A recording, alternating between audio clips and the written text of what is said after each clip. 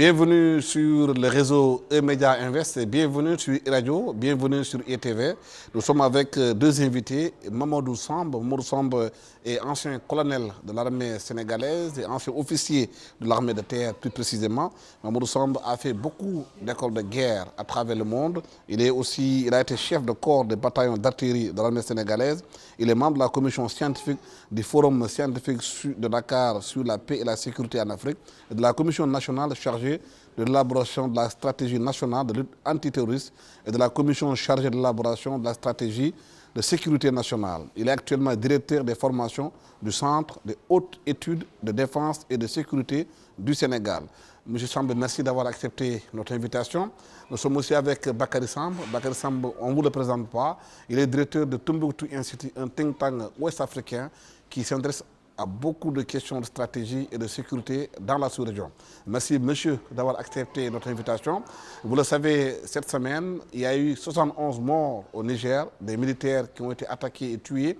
En 3 mois, on a dénombré plus de 150 morts entre le Mali, le Burkina Faso et le Niger, des attaques attribuées aux djihadistes. Bakary Samb, la situation semble être hors de contrôle dans cette zone. Pourquoi cette recrudescence d'attaques contre les militaires dans ces zones? Merci Alassane et merci pour l'invitation à cette émission phare de l'actualité sénégalaise, maintenant africaine et internationale, parce que vous êtes regardé un peu partout dans le monde. Je crois que cette recrudescence-là, en tout cas sous sa forme actuelle, c'est une nouveauté au Niger. À part les années sombres de Boko Haram dans les années 2014-2015, où la nébuleuse arrivait à prendre même des villages, on était loin encore de voir des opérations aussi coordonnées. Même les groupes djihadistes au Niger commençaient à s'en prendre à ce qu'on appelle les soft targets, c'est-à-dire des cibles faciles. Mais une opération de cette nature et de cette envergure-là étonne beaucoup de personnes au regard de plein de considérations, la faillite du renseignement, le non-équipement des forces, ou bien une surinformation que ces groupes-là auraient sur ces pays-là et les moyens qu'ils ont pu avoir pour faire une telle opération. Tout le monde parle de l'État islamique au Grand Sahara, mais je suis sûr qu'une opération comme ça, qui s'est passée à 5 km de la frontière malienne, a pu avoir peut-être l'appui de Iyad Agali et de ce qu'on appelle le groupe de soutien à l'islam et aux musulmans. C'est à vérifier, mais je pense que l'opération est d'une grande envergure pour toucher un pays quand même qui a pendant très longtemps montré une forme de résilience comme le Niger. Je pense que ça pose beaucoup d'interrogations. Oui, colonel Samb, vous avez été le premier commandant du secteur est de la MINUSMA au Gao, au Mali. L'attaque s'est déroulée à 5 km du Mali. Vous connaissez bien le Mali pour avoir travaillé là-bas en tant qu'officier sénégalais sous le couvert de la MINUSMA. Comment peut-on expliquer aujourd'hui cette recrudescence d'attaques des groupes armés contre les armées régulières? Merci Alassane Samba Diop pour cette invitation. Je voudrais en profiter pour saluer vos auditeurs d'ITV et iRadio et saluer également mon ami le docteur Bakary Samb. Je suis très heureux d'être associé à une émission de cette nature. Effectivement, j'ai été le premier commandant du secteur Est de la MINUSMA basé à Gao. Ce qui est constaté actuellement, pour parler globalement, c'est que vraiment la situation dans cette partie de l'Afrique de l'Ouest s'est dégradée, c'est incontestable. Et malheureusement, la tendance est à l'extension vers l'Est et vers le Sud. Pourquoi il y a une recrudescence des attaques au niveau du Mali, essentiellement au niveau du Niger? C'est parce que il y a une situation particulière. Les terroristes, on va les appeler comme ça, sont parvenus à s'incruster, à s'implanter. Il est extrêmement difficile pour les forces de défense et de sécurité de ces pays d'être partout. Ils ont l'initiative, ces terroristes. C'est extrêmement important. Les forces ne peuvent pas être partout à la fois. Et les terroristes ont l'initiative. Ils ont également, disons, la sympathie d'une partie des populations, pour plusieurs raisons. Ce serait long à débattre ici, et profitent bien de cette situation. Partout où c'est possible, une action d'opportunité est lancée. C'est comme cela qu'il faut voir tout ce qui se passe au Mali, au Niger. Et malheureusement, ce n'est pas près de s'arrêter. Partout où il y a opportunité, ils observent la situation locale et se rendent compte qu'il est possible, puisqu'une unité vient de s'implanter, ou l'unité qui s'est implantée n'est pas encore solidement ancrée, une attaque ou une action d'opportunité. Et nous voyons déjà malheureusement les résultats, qui commencent d'ailleurs à démoraliser une bonne partie des populations. Mais Bakary, dans cette zone, il y a quand même le G5 Sahel, il y a Barkhane, qui sont supposés être quand même très au fait du renseignement. Et les gens disent que ces groupes terroristes sont renforcés par des arsenals militaires. Où est-ce que ces armes peuvent-elles parvenir, peuvent-elles venir? C'est la grande question que tout le monde pose en se disant quelle est la possibilité pour ces groupes aujourd'hui d'avoir des armes aussi sophistiquées et en quantité. Ça, c'est la grande équation. Il y a des supputations de part et d'autre, avec ce qu'on appelle d'un côté les théories des complots des uns et les théories des complots des autres. Entre les deux théories de complot, donc avec des éléments subjectifs, l'universel que je suis, qui observe à partir des faits et des éléments objectifs, ne peut pas trancher. Maintenant, il y a des faits dans le passé. Il y a eu des guerres comme dans la région, le Libéria, il y a eu la Sierra Leone, il y a eu la Côte d'Ivoire, il y a eu beaucoup de foyers, circulation d'armes.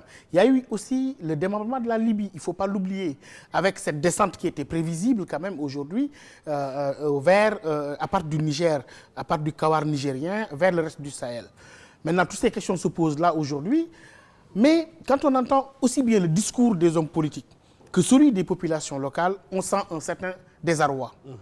De la même manière que, oui, on y reviendra, quand Macron est allé jusqu'à penser qu'il y a un double jeu, ce qui a expliqué ces propos-là, quand on écoute ces chefs d'État, ils souffrent du chaud et du froid.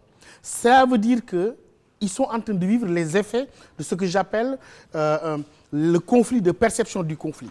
C'est-à-dire que les populations locales, comme l'a dit le colonel tout à l'heure, sont confrontées à un dilemme. Elles vivent de plus en plus dans des zones où elles souffrent des conditions sécuritaires draconiennes, il n'y a plus de marché, pas de marché de bétail, pas de circulation. Mais en même temps, ces populations ne sont jamais senties aussi en insécurité. Cela pose un certain nombre de problèmes. À côté de cela, il y a les chefs d'État qui sont acculés aujourd'hui par les opinions publiques avec un climat délétère, aggravé récemment par ces déclarations de Macron, dont je pense vraiment le ton n'était pas le meilleur. En tout cas, je crois que donc il y a un véritable problème dans la région avec ces arsenaux-là. D'autres aussi vous diront qu'il y a du matériel qui a été fourni à certaines armées, ça arrive au Mali très souvent, et qu'on retrouve après chez les djihadistes ou chez les groupes armés. Et ceci pose un problème de capacité de ces armées-là. Mais il est vrai qu'avec les esprits surchauffés, beaucoup de questionnements sont soulevés, et aujourd'hui, je n'ai pas de réponse sur l'arsenal militaire, c'est la grande équation. Est-ce que le fait, colonel, que certains pays qui ont des armées qui n'ont pas l'habitude de faire la guerre, cette sorte de guerre asymétrique aujourd'hui, est-ce que cela déroule un peu la façon dont le militaire doit travailler sur le terrain? Oui, la lutte antiterroriste est fondamentalement une affaire de force spéciale. Il faut être préparé. Nos armées, de manière générale, sont préparées à engager, disons, une guerre classique. Aujourd'hui, compte tenu de la menace terroriste qui prévaut un peu partout dans nos pays, nos forces se préparent progressivement, mettent en place des forces spéciales. Mais la lutte contre le terrorisme est fondamentalement une affaire des forces spéciales. Dans les pays où les forces spéciales sont suffisamment entraînées et préparées, nous voyons des résultats sur le terrain.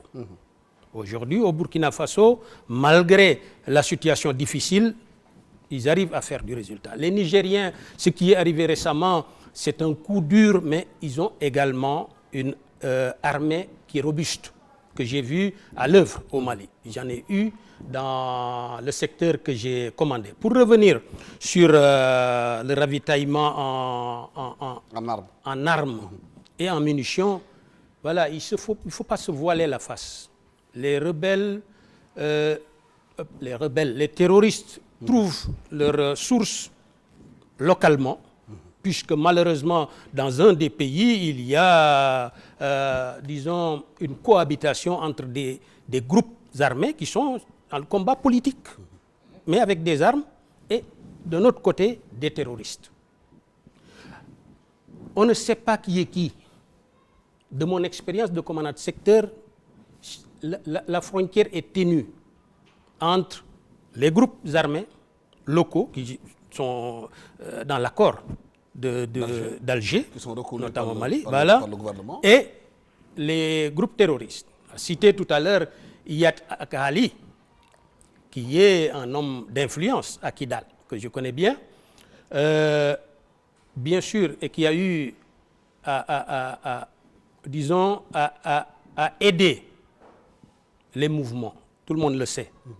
Il est d'une communauté qui compose l'essentiel des groupes armés qui sont sur le combat politique. J'appelle comme ça combat politique. On peut l'appeler comme on veut. Donc, la frontière est ténue. Pour ma part, je pense que ce qui s'est passé récemment au Niger n'est pas étranger à ça. Il y a eu une déclaration du président du Niger sur la position de Kidal, etc. Et curieusement, tout d'un coup, le mode d'action qui a été utilisé là-bas donne à penser que le combat a été mené par des troupes aguerries. Une sorte de réponse à la déclaration de Issoufou. Il ne faut pas l'exclure. Ceux qui font des recherches dans ce domaine devraient intégrer cela et voilà, c'est mon opinion. Mais Bakary Samb, il y a des chercheurs dans la liste de think tank à Washington qui ont sorti aujourd'hui même, ce samedi, une analyse en disant qu'ils voient le Sahel plonger inexorablement entre les mains des groupes djihadistes.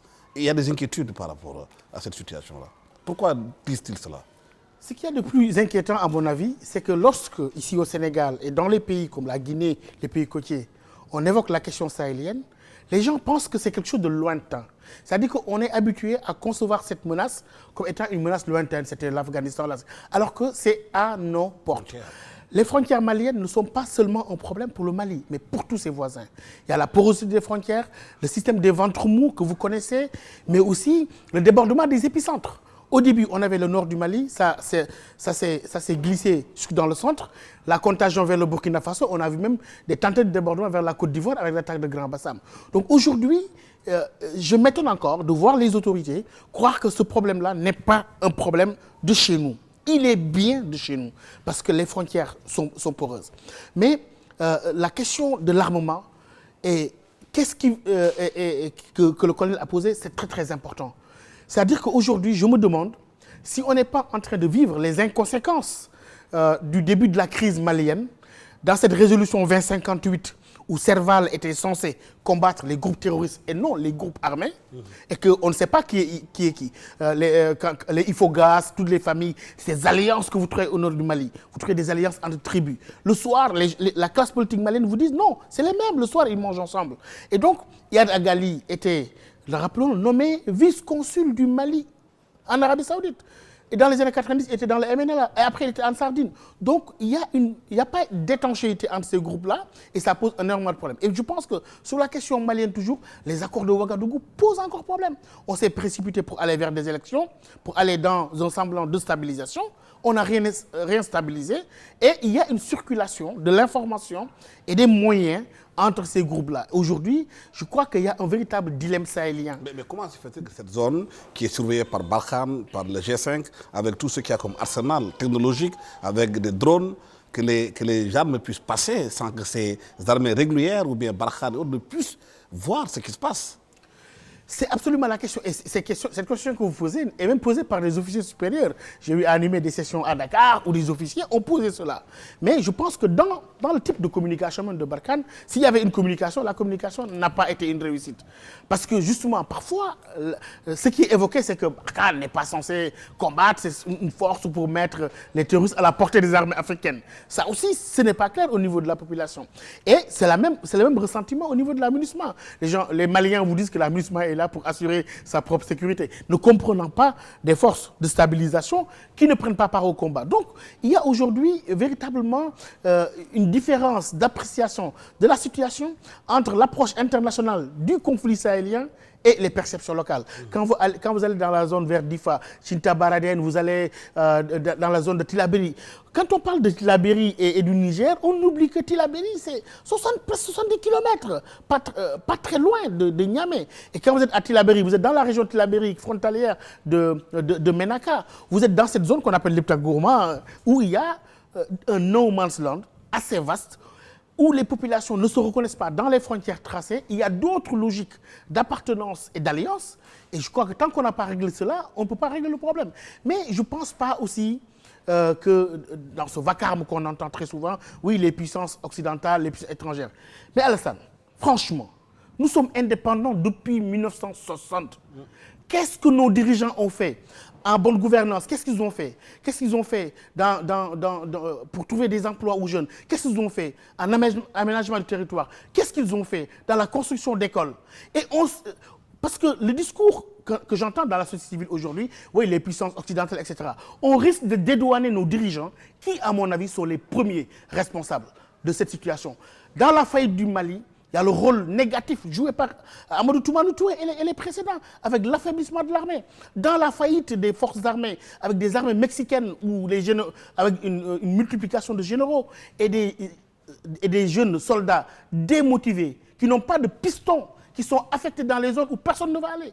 C'est ça les mots. Je pense que la responsabilité est entièrement partagée entre une communauté internationale qui ne prend pas en compte les réalités locales, mais aussi entre nos dirigeants qui ont complètement détruit nos pays par la corruption, la concussion, la malgouvernance. Tous ces problèmes qu'on évoque aujourd'hui, la pauvreté, le chômage, existaient bien avant. C'est que l'extrémisme violent a permis de remettre ça au goût du jour, mais il y a une grande responsabilité de nos élites politiques qui ont conduit à la faillite de nos États depuis les indépendances. Oui, est-ce qu'avec, colonel, la mort d'autant de soldats dans ces zones-là, est-ce que c'est une menace contre même le fondement de ces États? Oh, je ne dirais pas ça. C'est vrai que la situation des militaires, oui, la situation... Qui n'ont plus de solution par rapport à cette histoire, apparemment. Il y a toujours une solution. Les armées font face à la situation. Il est inévitable d'enregistrer parfois de l'attrition, des pertes, pour les raisons qu'on a évoquées tout à l'heure. Le Sahel, c'est 3 millions de kilomètres carrés au total. Il faut d'ailleurs donner une silhouette à ce Sahel. Ça n'est pas la bande qui va de l'Atlantique à la mer Rouge. C'est juste la partie saharo-saharienne de l'Afrique de l'Ouest. C'est 3 millions de kilomètres carrés. Pour donner un exemple précis, le secteur est de l'aménagement que j'ai eu l'honneur de commander faisait 450 000 kilomètres carrés, 2,25 fois le Sénégal, pour 3 bataillons de l'aménagement. Les militaires qui suivent votre émission connaissent les normes. Ils savent que ça n'est pas tenable. On est obligé de faire des choix. C'est ce que font les armées également à l'intérieur. Les armées ne peuvent pas être partout. Elles font des choix et privilégient la protection des populations. C'est ce qui fait que parfois, elles sont surprises en certains endroits, puisque même l'État central n'est pas présent partout. Que ce soit par le démembrement que constituent ces armées ou d'autres secteurs de la puissance publique. Il y a des endroits où l'État n'est pas présent. Et ce qu'on observe actuellement, qui est l'espèce de connivence, qui est constatée entre les populations et les terroristes. Le docteur Samb l'a dit tout à l'heure, c'est tout à fait vrai. C'est soit adhésion ou rejet. Quand les populations adhèrent, c'est plus dangereux pour tous. Quand elles rejettent, maintenant cela dépend. Si l'État est présent et assure leur protection, les populations peuvent exprimer leur rejet du terrorisme et coopérer avec les forces de défense et de sécurité. Quand ce n'est pas le cas, les populations restent très réalistes et s'adaptent. C'est cela que nous vivons actuellement dans la sous-région. Oui. Profond. Les gens estiment qu'aujourd'hui que les terroristes qui sont dans la zone ont accès au jugement d'orpaillage, ont accès à certaines de l'argent grâce au trafic, qu'ils arrivent aujourd'hui à même comment on appelle ça, financer les populations locales. Tout à fait, tout à fait. L'hybridation est systématique. Partout où il y a un conflit, le conflit sécrète sa propre économie. Les troupes djihadistes que nous voyons, elles sont nombreuses, elles vivent de quelque chose. Elles vivent de situations de rente dues à ce que vous venez d'évoquer, l'orpaillage, l'extraction de diverses ressources. Elles vivent également de grand banditisme, de trafic de drogue, etc. C'est immuable. Partout où l'État n'est pas présent et assure la sécurité, il se crée une zone de non-droit. Et à partir de ce moment, les populations ne savent plus où donner de la tête. Et la solution, qui vient systématiquement, c'est se soumettre à l'autorité du moment, c'est-à-dire le terroriste. Si l'État est présent, la donne change. Voilà actuellement ce que nous vivons. Malheureusement, ça a une tendance à s'étendre plus au sud, plus à l'est. Le Tchad qui est un État pivot. Toute l'Afrique a intérêt à ce que le Tchad ne cède pas, que le Tchad reste robuste et un maillon important de la lutte. Oui, mais le Tchad semble un peu lever le pied compte tenu du fait qu'il y a eu ces troupes qui ont été engagées dans des fronts, il y a eu beaucoup de morts et il y a eu des remous en interne pour demander le retour de troupes. Idriss Déby semble un peu lever le pied par rapport à cette situation. Surtout qu'il y a Boko Haram aussi au nord du Tchad avec la frontière camerounaise. On peut comprendre parfaitement sa position. L'armée tchadienne, à un moment, était partout, à la fois. Cela pose des problèmes. Et il peut y avoir des conséquences même au plan intérieur. Nous connaissons bien la situation intérieure de ce pays. Alors, les autorités prennent leur devant et réduisent leur engagement. N'empêche, le Tchad reste un pivot dans la lutte contre le terrorisme, pour deux raisons. La première raison, les troupes tchadiennes sont parmi les plus aguerries dans la lutte contre les terroristes. Parce qu'elles connaissent le désert? Connaissent le désert, malheureusement. Heureusement pour tout le monde. Le milieu désertique, le milieu sahélien, ils sont très familiers à ce milieu. Deuxième chose, ils ont une armée qui a fait la guerre, qui a une grande expérience également des combats à l'intérieur du pays, et avec le voisin soudanais. Cela est utile aussi. Ça leur donne un avantage sur des pays qui n'ont pas été confrontés avant l'arrivée des terroristes en 2012 à des conflits de ce genre. Voilà. Oui. Bakary, on entend beaucoup la société civile demander le départ de troupes dites étrangères. Certains disent que si les Français quittent ou bien les troupes dites étrangères quittent, on va assister à une somalisation de la zone. Parce que les armées localement sur place, les armées nationales, n'ont pas les moyens de contenir justement les rebelles face à leur force de frappe. C'est une simple opération. Déjà, avec la présence de Barkhane et des autres, on n'y arrive pas. Avec le départ de Barkhane, les forces vont s'harmoniser. Et c'est sûr que il y aura de très graves conséquences sur la sécurité du pays, de notre région. Mais aussi, je suis sûr que Barkhane non plus n'a pas intérêt, je ne pense pas que la France aussi ait intérêt à retirer ses troupes, pour les raisons géostratégiques qu'on connaît, mais aussi l'arrivée de nouveaux acteurs. Sochi est passé par là, les Russes ont des visées sur l'Afrique, les Chinois, etc. Donc aujourd'hui, l'Afrique est devenue le nouveau terrain d'un grand jeu, parfois un grand jeu qui nous dépasse. Mais ce que je ne peux pas accepter, c'est que les Africains s'en glorifient en disant tout le monde est intéressé par l'Afrique. C'est-à-dire qu'on s'offrira au meilleur. Où sont les stratégies africaines? Où sont les stratégies de l'Union africaine? De la CEDEAO qui a été complètement dépossédée de la question terroriste au profit du G5 Sahel. Ça aussi, c'est un problème. Avec la Mauritanie qui ne fait pas partie du G5 Sahel, de la CEDEAO, mais aussi le Tchad qui fait partie de l'Afrique centrale. Il y a un saucissonnement des choses. Et aujourd'hui, au moment où les groupes terroristes et les groupes armés et les narcotrafics sont dans une forme de synergie pour déstabiliser la région, la communauté internationale se divise. Il y a, Alassane, pas moins de 20 stratégies Sahel. C'est-à-dire que quelqu'un disait récemment que le Mali est un malade autour duquel il y a tellement de médecins, mais que personne n'est d'accord sur le diagnostic. Il y a pas moins de 20 stratégies Sahel. La stratégie suisse, la stratégie française. Je n'ai pas vu la stratégie de l'Union européenne, la Norvège. Je ne vois pas encore quelle est la stratégie Sahel de l'Union africaine. Si, il y a des ébauches. Quelle est la stratégie que nos pays ont mis en place? À quel niveau on est dans la mutualisation des forces? À quel niveau on est dans l'échange de renseignements?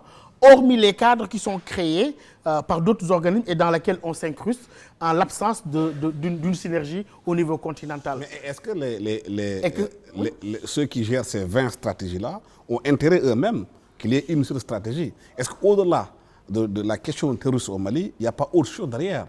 Parce que beaucoup disent que le Nord Mali est une zone où il y a de l'eau potable extrêmement importante et que les prochaines batailles du monde, c'est autour du contrôle de l'eau.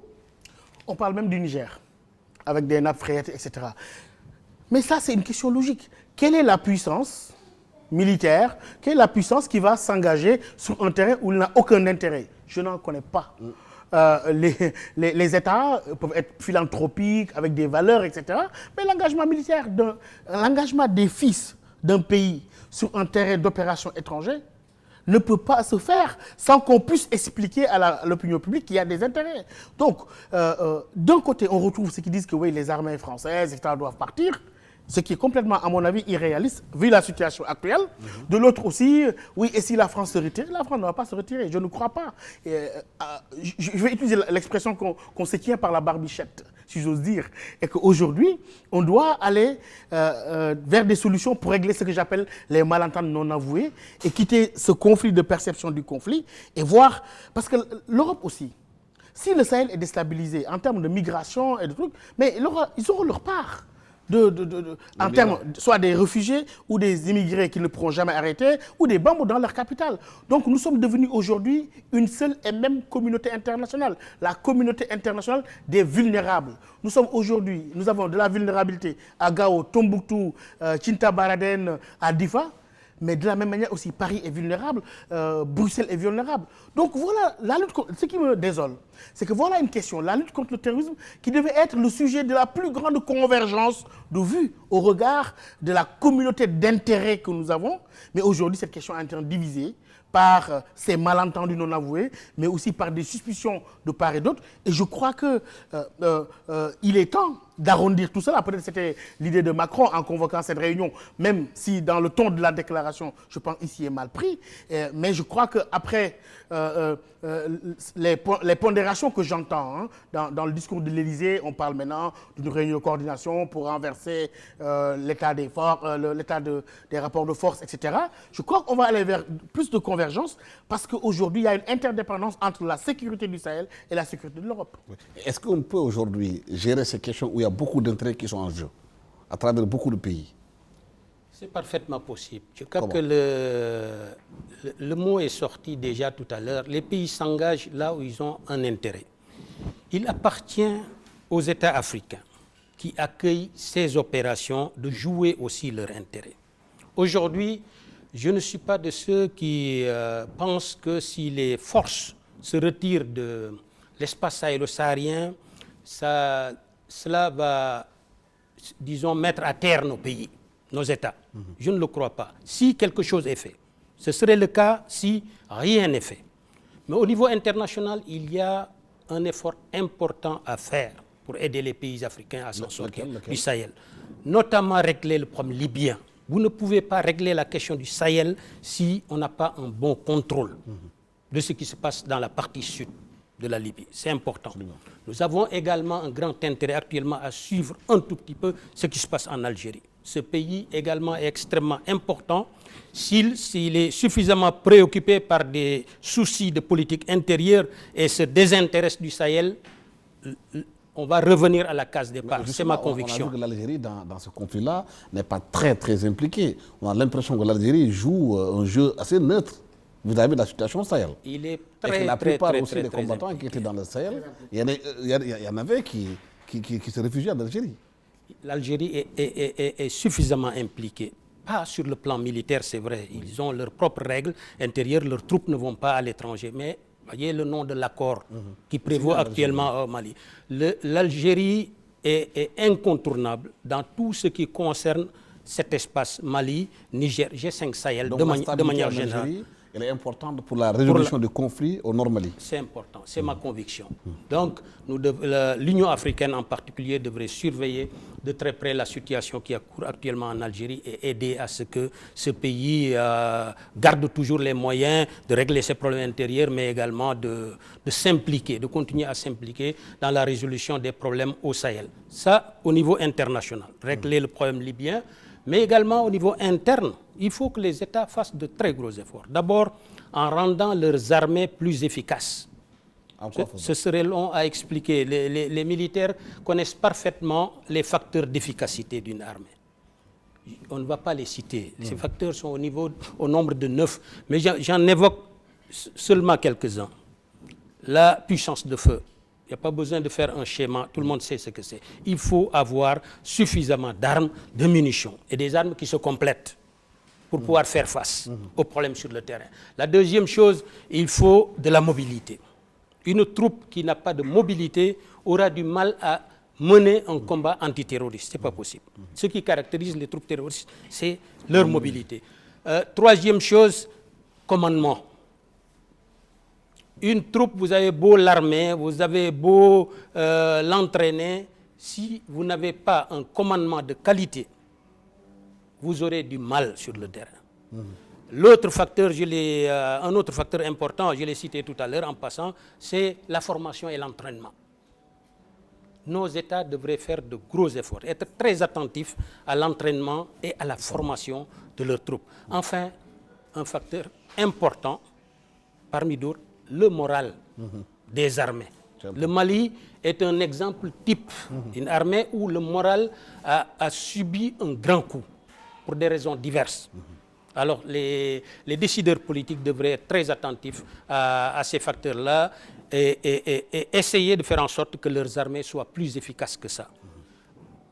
Au niveau de la sous-région, il est extrêmement important de mettre... Tous les mécanismes existent. L'APSA de l'Union africaine a été partiellement mise en œuvre au premier jour du conflit. C'est ce qu'a expliqué le départ de la MISMA au Mali pour parer au plus pressé. Tout ça devrait être amélioré. Tout ça, nos États devraient travailler dessus.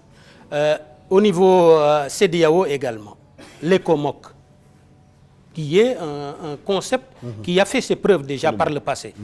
Nos États devraient avoir à cœur de mettre l'ECOMOC, le concept ECOMOC sur la table pour surtout parer au plus pressé. Pour revenir sur le rôle des forces, c'est l'intervention est incontournable. J'entends parler depuis un certain temps de...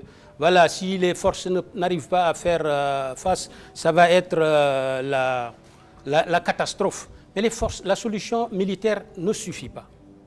La solution militaire n'est qu'une partie de la solution. La solution, elle est globale. D'abord politique, socio-économique. Nos États ont de gros efforts à faire dans les pays qui sont actuellement, disons, victimes du terrorisme. Oui, mais Bakary, il y a aussi le nerf de la guerre. Il faut financer ces opérations-là. C'est beaucoup d'argent. J'ai lu quelque part que les gens attendent plus de 200 millions d'euros, pratiquement plus de 135 milliards qu'il faut financer ces opérations-là, et que les États africains attendent ça de l'Union africaine, de l'Union européenne. Oui, il y a des inconséquences comme celle-ci, c'est-à-dire qu'on a fait de conférence en conférence des appels de fonds pour financer la force conjointe du G5 Sahel. Ça ne fonctionne pas. On était confronté au même type de problème au début de la crise malienne. La CEDEAO attend les moyens. En fin de compte, finalement, la solution a pu venir de Paris. Donc je crois qu'on ne se donne pas les moyens de cette défense-là. Et je crois qu'il ne faut pas que les États africains s'attendent à ce que des puissances étrangères puissent financer leur défense. Et ce n'est même pas justifiable au niveau de leurs opinions publiques et au niveau de ce qu'on appelle accountability maintenant. Les gens vont se poser des questions. Maintenant, l'autre problème, je crois que comme l'a dit mon colonel tout à l'heure, la solution militaire ne suffit pas. C'est-à-dire qu'elle doit venir, mais elle doit venir même pas plus tard, mais on doit coupler, je pense, la gestion des impératifs sécuritaires. Ça, il n'y a pas d'échappatoire à ça, mais on doit mettre en place des stratégies de prévention de l'extrême violent. Parce que très souvent, quand on parle de stratégie de prévention de l'extrémisme, les gens peuvent la confondre avec la stratégie de lutte contre le terrorisme. La lutte contre le terrorisme s'attaque à l'élimination des cibles, de manière militarisée, avec des moyens, comme il l'a dit tout à l'heure, avec des puissances de feu, etc. La prévention de l'extrême violent, ça revient à ce qu'on appelle l'approche holistique, c'est-à-dire en amont, s'attaquer aux causes structurelles, le chômage des jeunes, la pauvreté, la précarité, et pour faire de sorte que, comme on dit souvent, qu'on n'a jamais vu une Kalachnikov qui a pu tuer une idéologie. Je crois que Ben Laden est mort, Al-Qaïda se porte très bien. Comment ça s'appelle encore? Il y en a tellement. Al-Baghdadi est parti, l'État islamique a même fait des émules au Grand Sahara. Et maintenant, je crois que le renseignement aussi est très, très important. Mais je pense qu'il y aurait un problème maintenant dans le partage du renseignement et dans la coopération. Comment on peut comprendre dans cette situation très tendue que la base de Madama, qui était une base avancée, on l'appelle une base avancée, je crois, dans le jargon, une base de renseignement, à la porte de la Libye, avec tout le danger que représente la Libye, que cette base-là soit mise en sommeil et que les forces de Barkhane se soient déplacées maintenant sur Gossi, dans le Liptako Gourma, en tout cas dans cette région-là. Je crois qu'aujourd'hui, il faut une coopération multiforme, aussi bien au niveau du renforcement de nos armées. C'est une guerre asymétrique. Il n'y a pas de front. Le front, c'est partout. Il n'y a pas l'ennemi est diffus, parfois déjà à l'intérieur, insaisissable. Et je crois qu'il faut une approche holistique, couplant la gestion des impératifs sécuritaires urgents, mais aussi une approche de prévention de l'extrême violent, mais en l'assumant. Le Sénégal a fait des efforts, PUMA, PUDC, etc., dans les zones frontalières. Il y a eu les patrouilles mixtes avec le Mali, il y a eu des efforts qui ont été faits. Mais tout cela n'exclut pas qu'on fasse au Sénégal, qu'on s'appuie sur nos atouts et qu'on fasse une véritable politique de prévention de l'extrémisme, s'appuyant sur les leaders religieux, la société civile. Si on ne le fait pas, si on ne fait pas ce travail au préalable, et on s'engage dans du militaire prochainement ou dans le futur, nos leaders politiques risquent d'avoir les mêmes problèmes que ceux des leaders du Mali. L'opinion publique ne va pas suivre parce qu'elle n'a pas été préparée. Il n'y a pas une coalition, il n'y a pas une unité nationale autour d'une cause qu'on appelle la lutte contre le terrorisme qui aura été expliquée avec une sensibilisation. Et je crois que véritablement, c'est là où on parle de civilo-militaire, il ne faut pas qu'il y ait une étanchéité entre les stratégies là. Il faut en amont une bonne stratégie de prévention de l'extrémisme avec l'éducation, la sensibilisation, mais aussi la gestion des impératifs sécuritaires. Il faut coupler les deux, sinon on ne s'en sort pas. Colonel, est-ce qu'il faut davantage créer des emplois pour les jeunes dans nos pays, par exemple au Sénégal, pour éviter justement qu'ils soient tentés par ces aventures? En tout cas, il faut combattre la pauvreté, puisque la pauvreté, c'est un peu le lit de tout ce qu'on voit de négatif dans la sous-région. Le terrorisme ne peut pas prospérer là où il n'y a pas de pauvreté.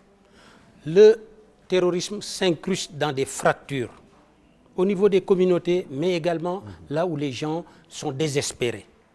Alors, les États, oui, forcément, doivent attaquer ce problème de la lutte contre la pauvreté. Cela contribuera à rendre plus difficile le recrutement pour les djihadistes, mais également cela, disons, contribuera au développement, à l'occupation des jeunes, et ça présente également pas mal d'autres avantages. Il est important pour les États de s'attaquer, au-delà du chômage, de s'attaquer à tout ce qui crée de la pauvreté, ou en tout cas étend la pauvreté. Oui. Il y a une dimension qui fait peur à beaucoup de gens, c'est la dimension communautaire et intercommunautaire.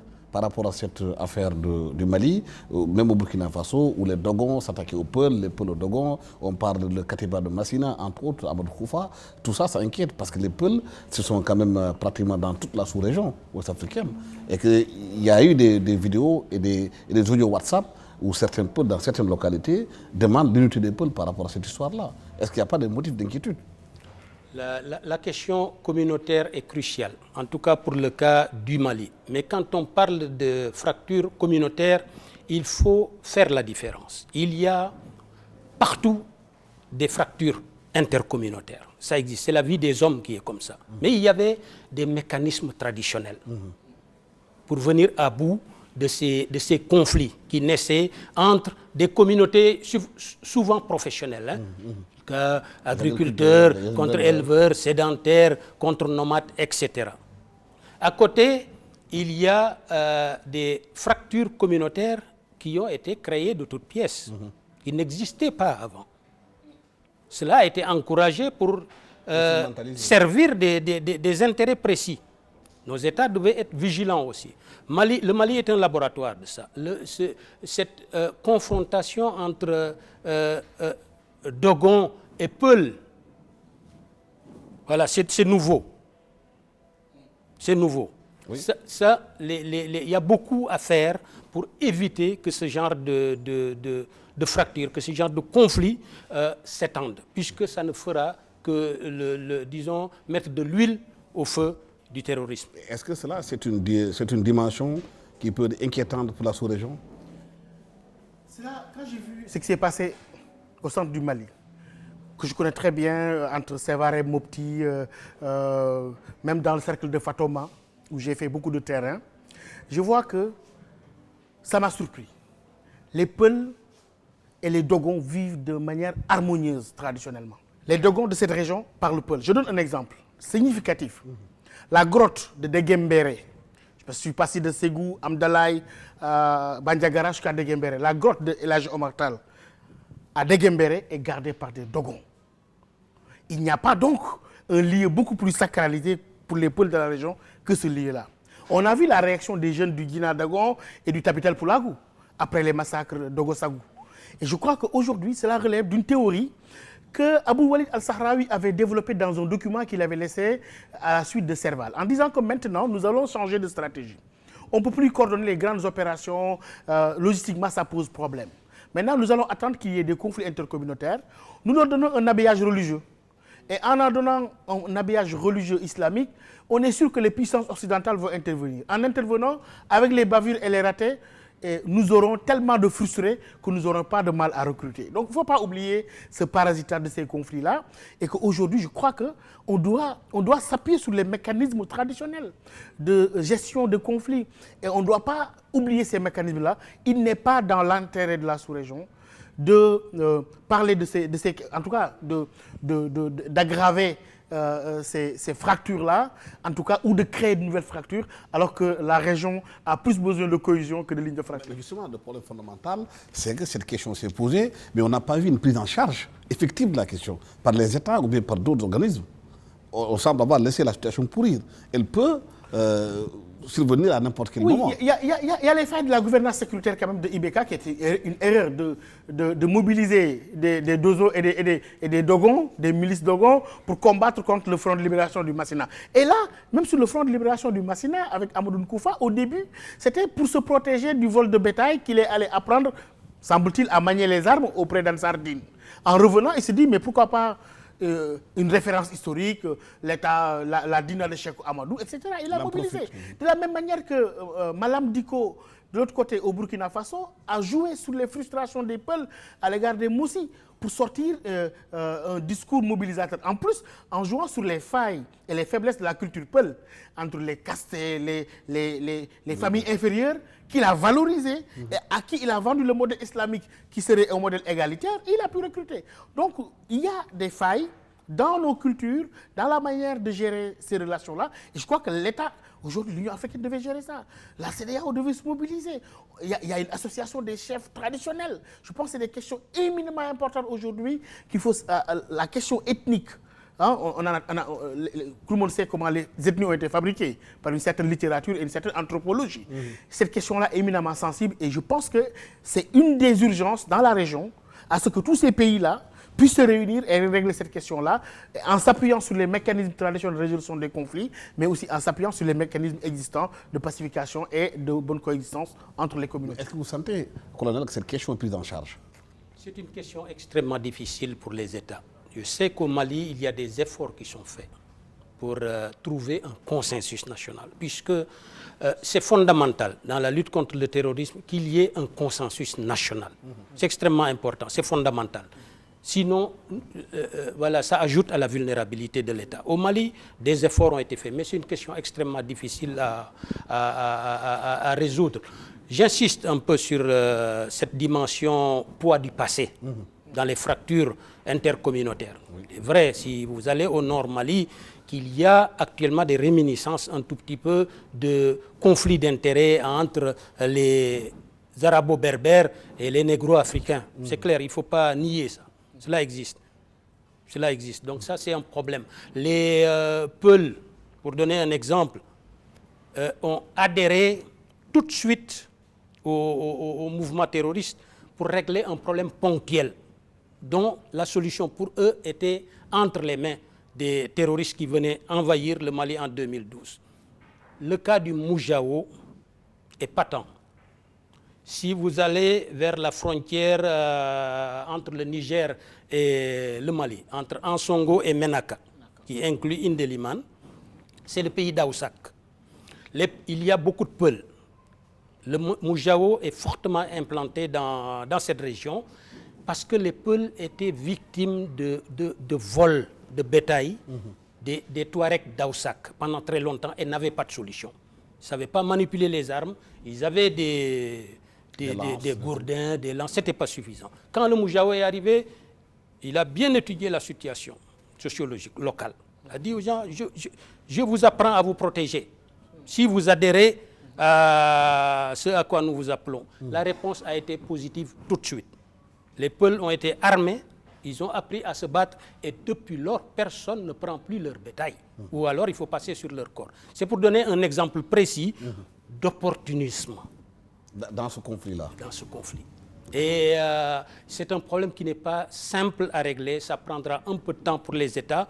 L'État central a besoin de relais au sein de la population. Les chefferies traditionnelles ont un rôle extrêmement important à jouer pour ramener les populations, les différentes ethnies, les différentes communautés à plus de cohésion. Le temps file parce que la question du terrorisme dans la sous-région est très importante, mais ça nous permet aussi de parler de la question intérieure au Sénégal. On a vu depuis quelque temps des manifestations au Sénégal par rapport à la hausse du prix de l'électricité, une manifestation hier qui a rassemblé beaucoup de monde. Est-ce que c'est un signal pour les autorités par rapport à la gestion du pays, Bakary? Non, je pense que véritablement, quand il y a une situation régionale ou sous-régionale tendue, il faut éviter des crispations intérieures. La connexion entre ces deux phénomènes n'est jamais bonne pour un État.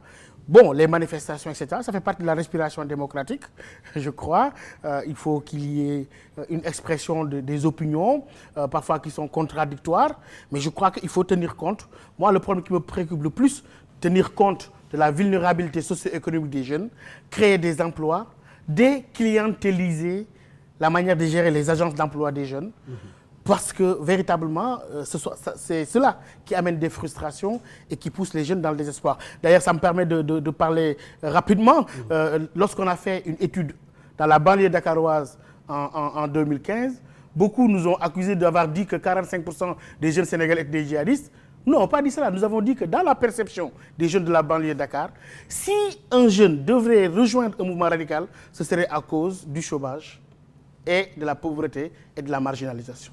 Donc je crois qu'il faudrait donc prendre en charge les vulnérabilités socio-économiques des jeunes, mais surtout ce que je disais tout à l'heure à mon colonel, et il faut que la lutte contre le terrorisme aussi prenne en compte l'aspect holistique et que ce sujet fasse consensus le plus suffisamment possible pour que les autorités et toute la population derrière eux avant d'aller beaucoup plus loin. Oui. Colonel, par rapport à la situation aujourd'hui intérieure, est-ce que ça peut avoir des connexions avec ce qui se passe dans la sous-région, les manifestations, la hausse du prix, le mécontentement intérieur? Personnellement, je ne suis pas spécialement inquiet de la situation intérieure. C'est la marche normale d'une démocratie. Il y a parfois des frustrations et des contestations. L'essentiel est que tout ce qui se fait pour contenir tout cela se fasse dans les règles, dans le respect des règles de l'état de droit. Et je pense que le Sénégal est inscrit dans cette logique-là. Il est tout à fait normal que de temps en temps les populations, il faut s'en réjouir je pense, que de temps en temps les populations disent « non, nous ne sommes pas contents de telle chose » et l'expriment de manière, disons, respectueuse des lois du pays. C'est la démocratie. Je ne suis pas personnellement inquiet de la situation intérieure. Je pense que c'est quelque chose de tout à fait normal. Le danger, c'est l'absence de réponse à tout ça. Quand il y a de la contestation, il faut contenir la contestation, mais dans la foulée, il faut des réponses, dans toute la mesure du possible. Et ce qui est demandé par les populations, c'est la même chose qui se passe dans beaucoup de pays. L'État doit voir ce qui est faisable, il le fera. Ce qui n'est pas faisable maintenant, n'est pas faisable. Mais Bakary demandait tantôt de faire attention à dépolitiser les agences d'emploi des jeunes pour que ces jeunes-là qui sont dans la rue, qui sentent durement le coût de la vie, ne soient pas tentés par d'autres choses. C'est important. C'est important que les citoyens soient égaux devant tout, devant la loi, devant la répartition de la richesse nationale, etc. C'est extrêmement important et c'est le rôle de l'État d'y veiller. Le rôle premier de l'État, c'est la sécurité. Et la sécurité, elle est globale. La sécurité, elle est humaine. Ça englobe tout ça. faire en sorte qu'il n'y ait pas de cristallisation des frustrations, faire en sorte qu'il n'y ait pas une partie de la population qui ne voit pas de perspective à l'avenir, puisque le danger, c'est cela. Et c'est le rôle de l'État de faire en sorte que ça n'arrive pas. Je suis entièrement d'accord avec cette analyse qu'il faut faire attention et essayer de mettre de côté tout ce qui est partisan. Voilà, d'autant que nous sommes parti est terminé. Merci infiniment au colonel Mamoudou Samb. Colonel Mamoudou Samb est officier de l'armée sénégalaise à la retraite. Il a travaillé au Mali, il travaille dans le centre d'études, haute études stratégiques du Sénégal, CHEDES, pour un peu former des gens par rapport aux questions de sécurité. Merci aussi à Bakary Samb, qui est le directeur exécutif de Tombouctou Institute, un think tank ouest-africain qui travaille beaucoup sur des questions de sécurité. Merci à toute l'équipe technique qui m'a accompagné pour la réalisation de cette émission. Merci, au revoir.